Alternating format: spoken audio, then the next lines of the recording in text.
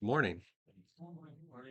If you were here for class, sorry, you got to hear me some more. I apologize, but this morning I am glad to be here to be able to give you another lesson from God's Word. And this morning, I want to take a look at who did Jesus speak to the most and why, and with what purpose, and all sorts of other questions that wouldn't fit on one slide. But I just want to examine who Jesus kind of spent his time with here, because Jesus wasn't here for a super long time and he wasn't ministering for that long at all. There's only about 3 years that he was here. And I think it's kind of interesting to see and take a look at who he spent the most time with or in what manner he conducted himself with and who he kind of surrounded himself with.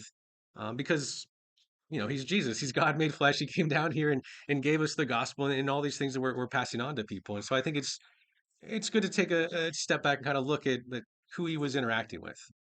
And so Jesus was only on the earth for about 33 years. I had heard this for a long time and I was wondering kind of where this came from. And the idea comes from, if you look over in Luke chapter 3, verse 23, the beginning of that, it says, when he began his ministry, Jesus himself was about 30 years old. And first off, that made me feel awkward because I'm older than that. And I'm like, man, this man came on and did incredible things.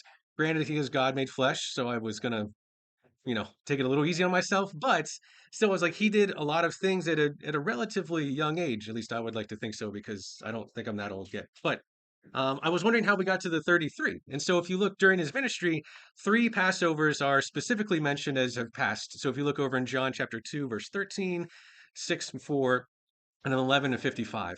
Now I've added John 5 and 1 with a question mark because it's talked about a feast that happens, but it doesn't specifically mention Passover. So people were kind of wondering maybe that was another Passover, so perhaps it was 4 years. Most don't think so. Just wanted you to know that that's what they're. So not very long, even 33, 34, whatever, not a very long amount of time. And so who did he make a point to speak to and what did he tell them and how did he approach them and how did he kind of interact with them? And that's kind of what I want to look at this morning. Is we're going to look at four different groups of people, and they're not like specific people. Like I'm not going to look at all the times he interacted with Peter or something. I'm going to do more broader strokes, if you will. And I'm saying that to kind of caveat this first point because he talked to the multitudes. So if you look over in Matthew chapter 5, verses 1 and 2, it says, now when Jesus saw the crowds, he went up on the mountain, and after he sat down, his disciples came to him. And he opened his mouth and began to teach them, saying, and then this goes on to the whole Sermon on the Mount. That alone is its own lesson. Craig actually gave that a while ago, but that alone is its own message. However, he was willing to talk to the masses here. Now you're probably thinking, wow, original sermon idea. You talk to everybody. Yeah, I get it. But the fact that he was willing to preach to everybody is important because he got up there and didn't keep the gospel himself. He didn't like keep it specifically to just his 12 chosen disciples. Whoever was following after him, he was willing to get up there and to teach them. And I think that's an encouraging thing for us too. So look over in Mark chapter 6, verse 34. There it says, when Jesus went ashore, he saw a large crowd, and he felt compassion for them because they were like sheep without a shepherd, and he began to teach them many things. So once again, he sees large people here, and we kind of see the intent in which he speaks to them because he felt compassion for them. So it wasn't that he was this authoritarian that came in and was like, this is how it should be, yea, verily, do all these things. Now, he said things similar to that, but he didn't come in with that. It was with this compassion and this attitude of kind of helping them and loving them. And I think the intent in which we approach people is also very important because we can come in kind of being like, I know the Bible since I was 3 years old. They took me to Bible class and I know it all now. You can come in with this thing. Good luck. If that works for you, kudos. That has never ever worked with me ever. And whenever I'm being critiqued or someone talks to me, that does not work for me either. And so the manner in which we approach people is important. And I think Jesus exemplifies that in a fantastic fashion because he is very gentle to those that kind of are crowding around him, want to learn from him. Look over with me in Matthew chapter 14, verses 13 to 16. A lot of these are going to be from the gospel as well. So if you want to hop around in your Bible, if you care to, we'll be there. But Matthew chapter 14, verses 13 to 16 says, now when Jesus heard about John, he withdrew from there and abode in a secluded place by himself. And when the people heard about this, they followed him on foot from the cities. When he came ashore, he saw a large crowd and felt compassion for them and healed their sick. So I want to brief pause here kind of in the middle of this section because I think it's interesting that he is kind of withdrawing to a secluded place by himself.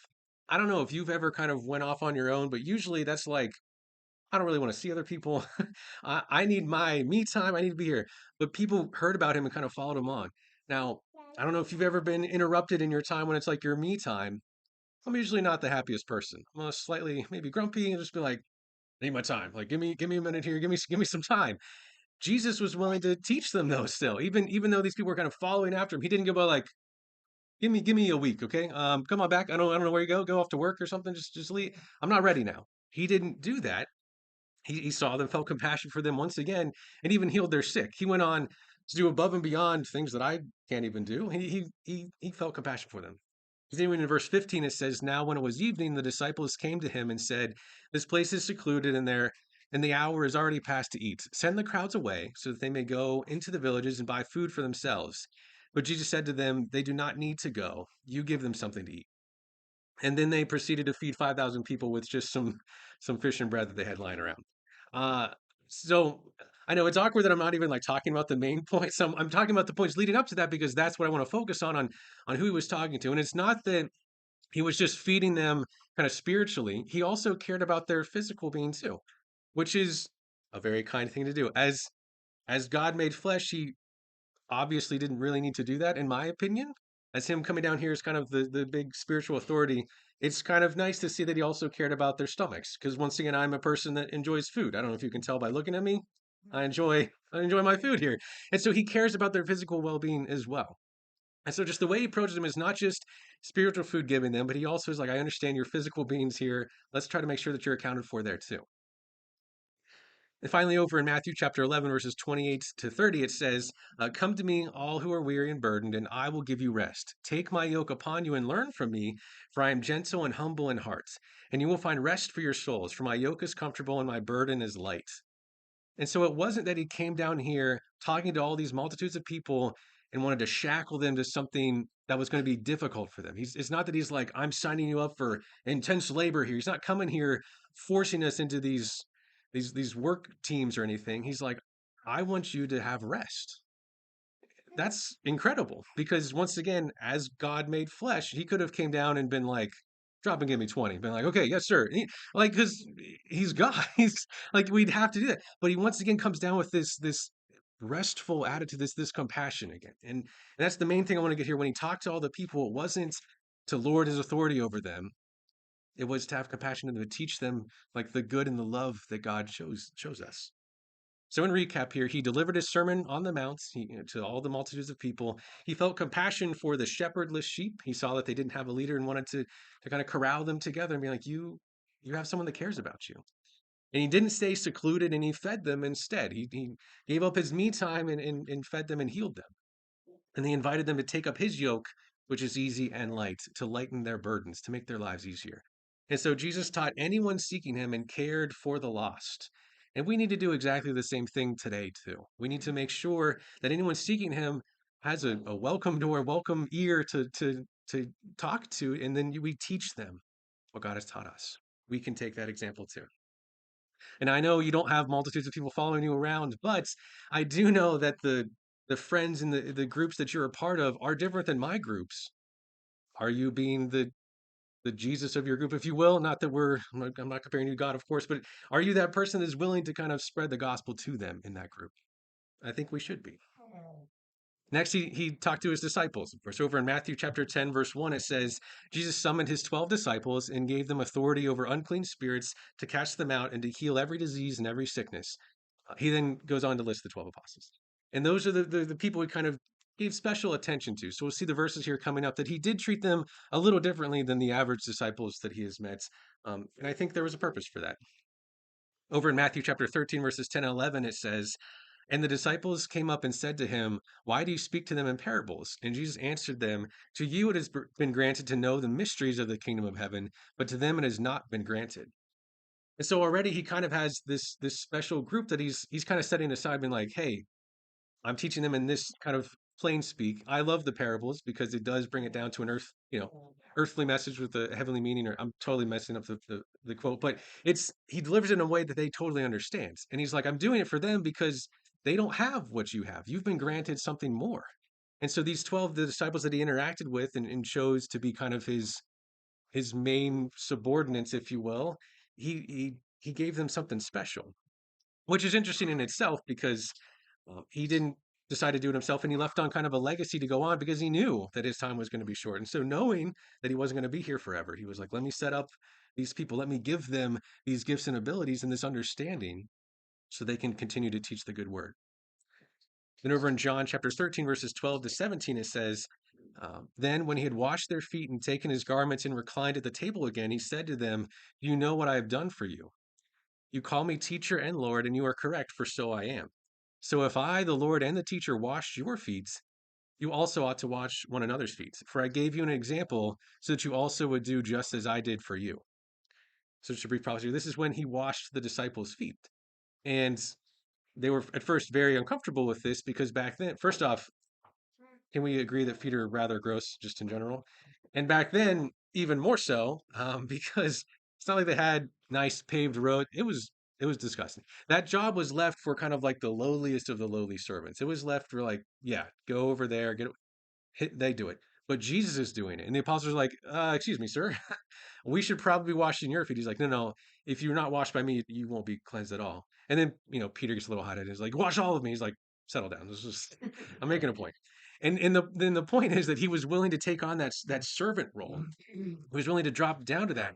But this was kind of like revolutionary teaching for them at the time, because once again, they had this very just like that was meant for them. I'm above that station. Jesus is like, no, no, no, no, that's not how it works. He's like, because you call me teacher and Lord, and I am. I am above you. Sorry, apostles. He's like, this is what it is. But I washed your feet too. That's that alone is enough for a lesson in itself. And they're like, whoa, he's kind of flipped this whole paradigm on the head. Like to be the best person I can be, I'm to serve other people. Yes, yes, you are. Continuing on in verse 16, it says, Truly, truly, I say to you, a slave is not greater than his master, nor is one who is sent greater than the one who sent him. If you know these things, you are blessed if you do them. So he's flipping that whole idea on their head. They're like, there's no way a slave is greater than master. Jesus is like, yes, yes, they are. You must be that servant. You must serve other people. That's the best way that you can be a leader in my church, in preaching the gospel. You must be a servant to other people. And that lesson was very important to the disciples, and they took it on and taught other people that as well. So we look over in John chapter 17, verses 11 and 12, and then 17 and 19. There it says, I am no longer going to be in the world, and yet they themselves are in the world. And I'm coming to you, Holy Father, keep them in your name, the name which you have given me, so that they may be one just as we are one. And so a little context here, I should have started before I said this. This is in kind of one of his final prayers to God. And in this prayer, he mentions his disciples specifically. And he's like, I pray that you keep them and I want them to be one just as we are one. That's an incredible prayer, in my opinion, if you see how close that Jesus and God the Father are. I mean, they were there since the very beginning. They created everything. They are absolutely in sync. And he's wishing that same thing for his disciples, his chosen people here. That's an incredible prayer to be given.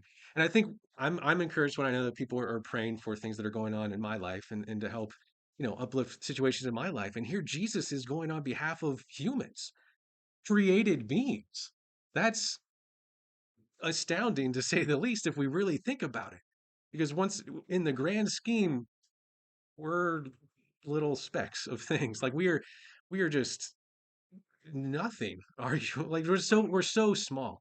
And the fact that he cared about 12 specific individuals, he cares about more people than that too. But in this prayer, he's talking about them because he wants them to be bold. He wants them to have the strength and the courage to go on because he knows that he's on his way out. The end of his short time here on earth is coming to an end. And he's like, I want them to have this strength. Give it to them, Father. He continues in verse 12, while I was with them, I was keeping them in your name, which you have given me, and I guarded them, and not one of them perished except the son of destruction, so that the scripture would be fulfilled. He's like, I was protecting them. I was with them. He's like, please do that as in my stead. Continuing on in verse 17, it says, Sanctify them in the truth. Your word is truth. Just as you sent me into the world, I also sent them into the world. For their sakes, I sanctify myself, so that they themselves also may be sanctified in truth. He's kind of almost giving them the same mandate that Jesus had himself. Obviously not exactly the same because they're totally different roles, but he's like, I want them to go with your word. Send it to them. Help embolden. And as we saw before, they had the mysteries understood. They had all these tools and things given to them by Christ. I think it's just very I think it's very cool that he kind of came down and picked his people here and emboldened them, gave them the ability to go on and kind of fight the good fight for him. And so we see that he gave them authority and powers. He showed them the mystery so they could understand a lot of things, and he washed their feet and he prayed specifically for them. And Jesus invested a lot of time into teaching and training them for when he was gone. And I think that we kind of need to continue that same trend here as we go through our lives. We need to train up the young people in this. We need to train up this congregation. We need to make sure that it can stand firm for times continuing on here. And fortunately, we've been in this same situation because it's been centuries since this time has happened, and yet here we are still preaching the gospel, preaching the message. It's going out there, and we just need to continue that same trend that Jesus had. Uh, Now, he spoke with the religious leaders a lot. If you look over in Matthew chapter 23, verses 1 to 4, it says, Then Jesus spoke to the crowds and to his disciples, saying, The scribes and the Pharisees have seated themselves in the chair of Moses. Therefore, whatever they tell you, do and comply with it all, but do not do as they do, for they say things and do not do them. Uh-oh. Right away, we see that he kind of talks to the Pharisees, the people that knew the law the best, supposedly, and they were following it. They're like, we are the leaders. And you would think that Jesus might come and encourage them or be like, hey, good job, guys. Like, thanks for keeping the law. And almost universally, every time he speaks to them, he's like, hey, guys, what are you doing? He's like, you're saying these things. You're not doing what you say. You're being hypocrites. You're very hypocritical in your stance here. We can't have that. Continue on in verse 4, it says, And they tie up heavy burdens and lay them on people's shoulders, but they themselves are unwilling to move them with so much as their finger. These leaders aren't willing to do the work. They're not willing to go in there and get into the field. And we see that that's extremely counter to what Jesus was teaching his disciples who washed their feet. We see that Jesus is like, I'm willing to be a servant. I'm willing to get in there, get my hands dirty, and do the work. And he talks to the religious leaders like, what are you guys doing? Are you not willing to kind of take on these burdens? Are you not willing to do the job? And they're not. They just weren't. A couple years ago, I gave a lesson on modern day Pharisees and kind of how awkwardly I thought that was like a turning point of me like making lessons. Something clicked there, and I was like, ah. And it's why I wanted to bring up this point because I thought it was something I make lessons for me, and so it really resonated with me because it's like I want to make sure that I'm not falling into this category because these religious leaders thought they understood the law the best. They thought that they were following everything to their best. Arguably, don't we think we're doing the same thing? Don't we think that we know the law the best? Don't we think that we understand what we're doing the best? Make sure that it is grounded in truth. I'm not even saying that I'm not trying to call it anybody in specific. There's no one in my mind that I've made this for, but I just want us to always check ourselves here. Make sure that we are using the Bible as our ground truth here and not just the traditions that can get kind of snuck in there. Because that happened to these Pharisees. That happened to people that studied the law their whole lives, that were trained up in this, that were raised to do this. They fell for those same pitfalls, and let's make sure we don't fall for them too. Over in Matthew chapter 9, verses 10 to 13, it says, Then it happened that as Jesus was reclining at the table in the house, behold, many tax collectors and sinners came and began dining with Jesus and his disciples. And when the Pharisees saw this, they said to his disciples, Why is your teacher eating with the tax collectors and sinners?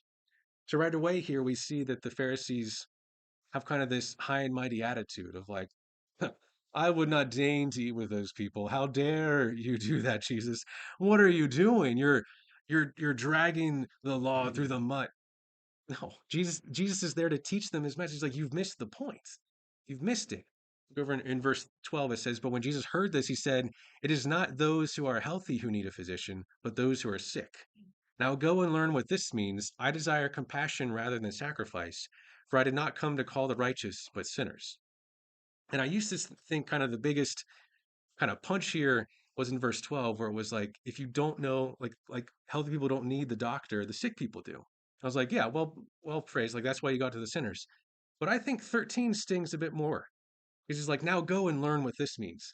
Now, can you imagine if you go to the religious leader of a group, or like let's say a professor of I don't know, whatever subject, quantum mechanics, you go be like, have you thought about learning this perhaps? he'd slap me in the face because that's not my field. He's like, I've learned this forever. I know this. How dare you question me? Jesus is doing that to the Pharisees. He's like, I know you guys study the law the whole time, but you know, maybe brush up on this section a little bit. Oh, as like a person who thinks that they know all the things that had to get to them being like, oh, okay. Like, well, look. Um, and this one specifically is talking about how um, God cares more about your heart and your attitude rather than just getting the animal sacrifice back then. Because it's a quote from back in Hosea, and it's talking about a time when they were very adamantly like getting their sacrifices done and doing those things, but it's like their heart was far from God. And he's like, that's the point. Your heart needs to be in it. Your heart, Pharisees, it's not. It's not there. And so he's been really tough on the religious leaders of that day. And then look over in Luke chapter 11, verses 39 to 44, it says, But the Lord said to him, Now, you Pharisees, clean the outside of the cup and of the dish, but your inside is full of greed and wickedness.